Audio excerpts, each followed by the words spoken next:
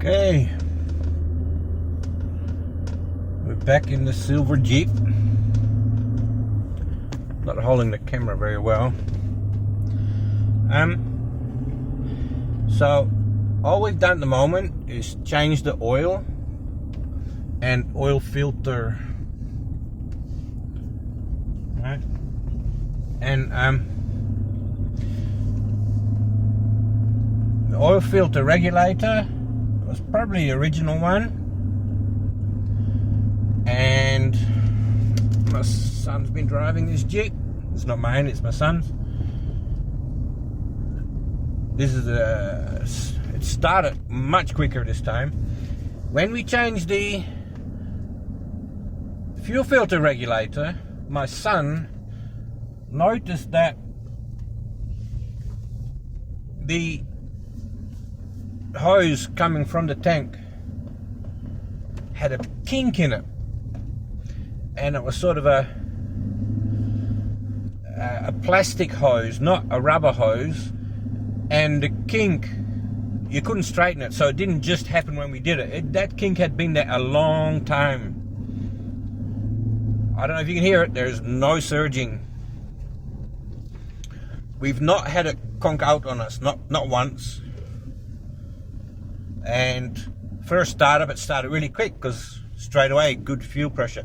So I don't know if it was the filter or a combination of filter and kinked fuel line, or maybe both, or did he do it when he changed the fuel pump? But I think he changed the fuel pump to fix the problem, but he never changed the filter, which is rather odd.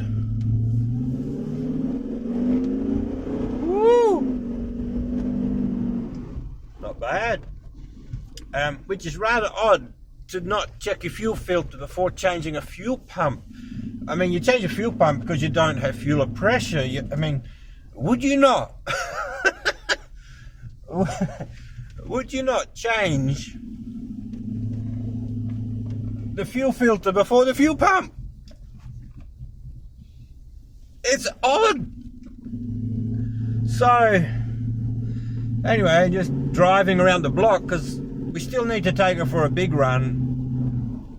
And both keys are on there. So I don't think it was the key. So I presume when it conked out, it was completely starved of fuel. And when he tried to start it up again, there just wasn't enough fuel pressure. Woo! You know, so to me, it just drives like a different car. Before it was gutless and sluggish. It would surge and stutter. Yeah, smooth as a baby's bum. So it was just a fuel filter and a kinked hose. Yeah. This is what happens when you don't inspect things properly. Someone said, the filters are supposed to be a lifetime filter. Yeah, that's like those automatic transmission gearboxes that never need an oil change, right? Until they blow up. Here, the lifetime of the gearbox. So, it had a bit of a rough idle too. That seems to be clearing up, but who knows under how low a pressure those injectors have been running for how long. Maybe they're all clogged up. I was thinking maybe running some E85 in it, you know, just to give a bit of a clean. I run E85 in mine sometimes. There we go. Not a single surge. Slow, hard, fast. Makes no difference. Makes zero difference. just change the position of the camera so you can see the other side of my face and how handsome I am. Wow. And this is the only other one I've seen with a sunroof. I mean, there probably is a lot more, but I've only ever seen mine, and I was surprised to see this one had a sunroof. It's not a common thing.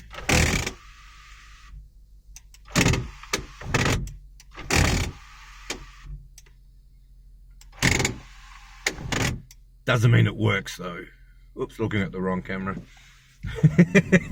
Doesn't mean it works. Like mine works. That sounds like some gears or something are slipping.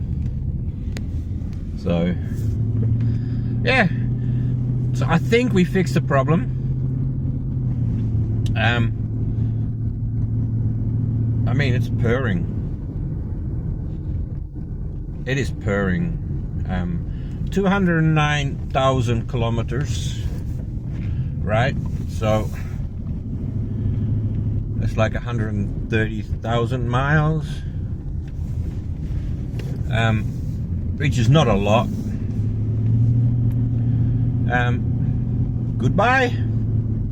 But the thing is, nowadays people don't know how to fix things anymore, and I imagine if you took it to a mechanic, if you saw the list, right, they just look at the codes, fix everything. Well, they charge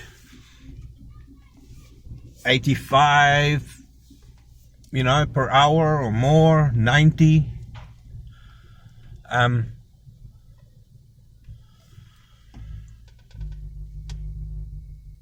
Beautiful.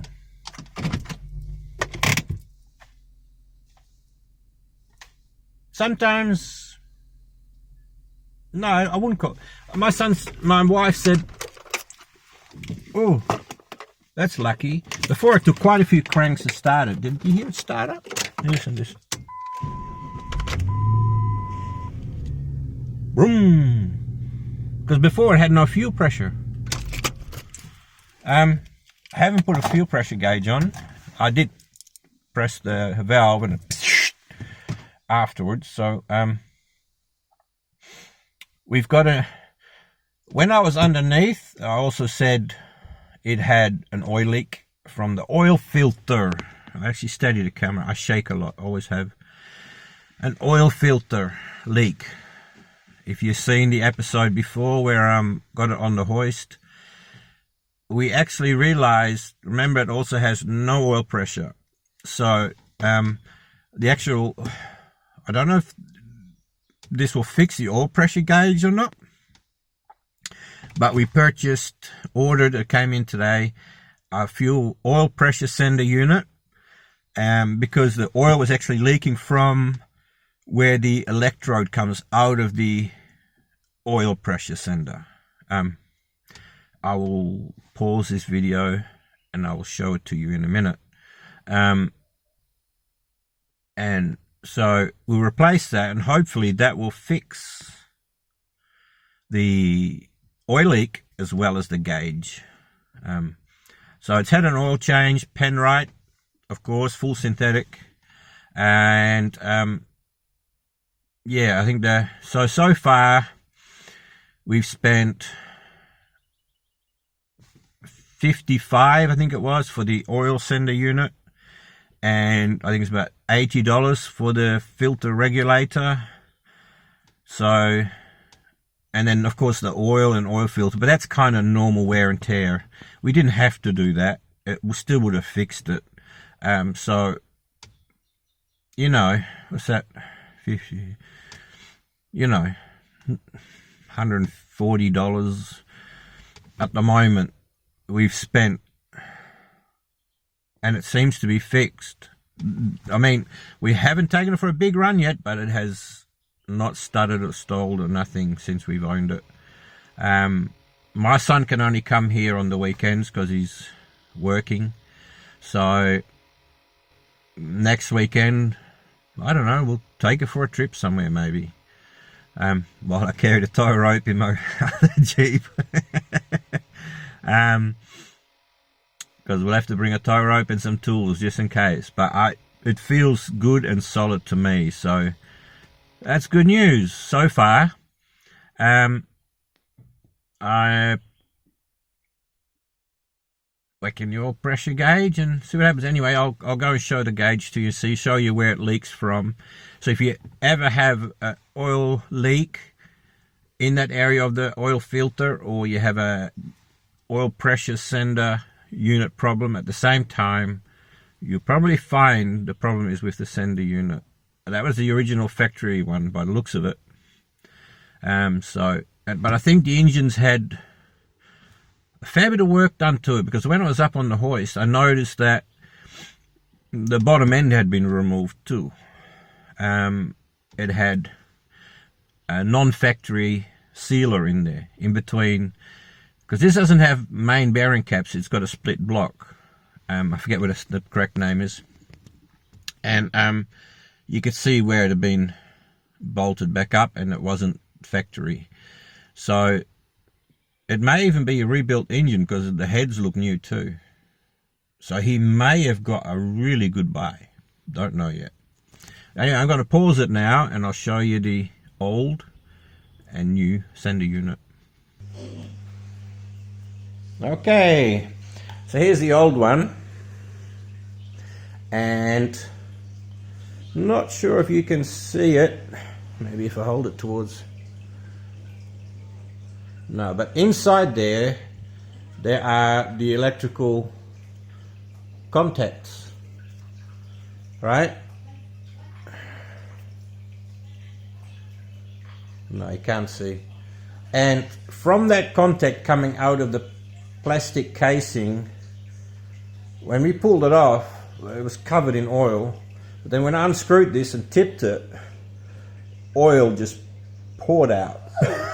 Like it was an oil container. And I'm like, So here's a new one.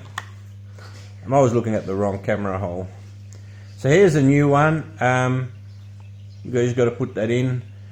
But I wanted to show you me driving it, because at the moment it's just got a bung in there because it's just disconnected at the moment.